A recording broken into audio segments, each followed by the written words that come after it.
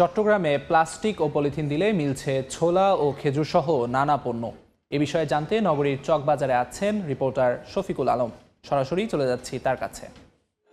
এটিকে একটি ভালো এবং ব্যতিক্রমী একটি উদ্যোগ বলা যায়, কারণ প্লাস্টিক এবং পলিথিন দিলেই মিলছে রমজানের নিত্য প্রয়োজনীয় পণ্য, তেল, চিনি, পেঁয়াজ, ডিম, আলু, খেজুর এবং চিড়া সহ নানা পণ্য। আমি একটু দেখানোর চেষ্টা করি, একটু ক্লোজে গিয়ে দেখানোর চেষ্টা করি যে পণ্যগুলো আসলে দেওয়া হচ্ছে সেগুলো আমরা একটু দেখানোর চেষ্টা করি। মূলত এটি ক্লিন বাংলাদেশ নামে একটি সংস্থার উদ্যোগে এই পদক্ষেপটি নেওয়া হচ্ছে, যেটিতে সহায়তা করছে চট্টগ্রামের সিটি মেয়র।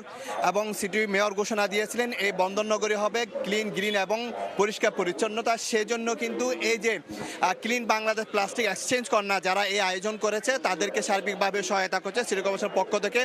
আমরা দেখেছি কিছুক্ষণ আগে থেকে যারা পলিথিন নিয়ে আসছেন এবং লাইন ধরে তারা দাঁড়াচ্ছেন, এবং কিছুক্ষণ পরে city mayor doctor Shahadat Hossain সেটি উদ্বোধন করবেন। আমরা একটু পলিথিনগুলো একটু দেখানোর চেষ্টা করি। ঝুড়িতে পাশে পলিথিন এবং বোতলগুলো রাখা হয়েছে যেগুলো তারা দিয়েছে। এখানে বলা হচ্ছে যদি 1 কেজি প্লাস্টিক দেওয়া হয় তাহলে সেক্ষেত্রে 1.5 কেজি আলু দেওয়া হবে, 250 গ্রাম চিড়া দেওয়া হবে, 250 গ্রাম পেঁয়াজ এবং 3টি ডিম এবং 250 গ্রাম ছোলা দেওয়া হবে। এটি ব্যতিক্রম উদ্যোগ বলা যায়, কারণ বন্দরনগরী চট্টগ্রামে যে বিভিন্ন রাস্তা অলিতে গলিতে বিভিন্ন নালা নর্দমায় যে প্লাস্টিক এবং পলিথিন জমে যাওয়ার কারণে কিন্তু নানা যে জলাবদ্ধতার সৃষ্টি হয়। মূলত এই বন্দরনগরীকে ক্লিন এবং গ্রিন সিটি করার লক্ষ্য নিয়ে কিন্তু এই আয়োজন।